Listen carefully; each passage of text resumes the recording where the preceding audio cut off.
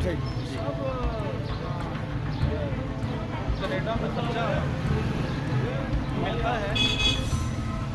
ये अपना ये जो हुआ है अपना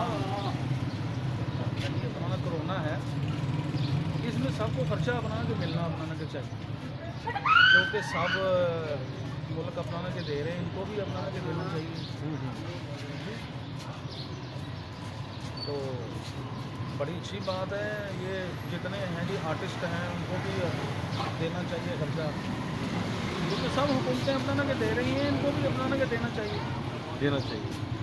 अपना थोड़ा तारुफ करा दो कि मैं भी एक आर्टिस्ट हूँ।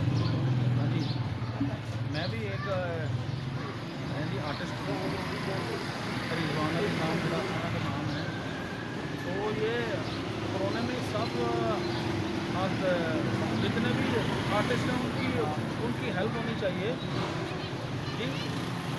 अगर 80 दुकानें खुली हैं तो फिर 20 भी खुलनी अपनाना के चाहिए जी।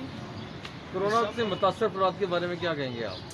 कोरोना से मुतासर पूरी अपनाना की दुनिया है, पूरी दुनिया इस वक्त कोरोना की अपना के लपेट में है।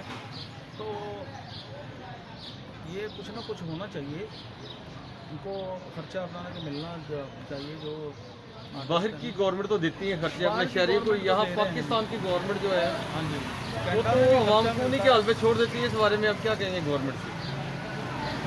अपील ही है जी मेरी वज़ीर आज़म साहब से कि सब कुछ सही होना अपनाना के चाहिए।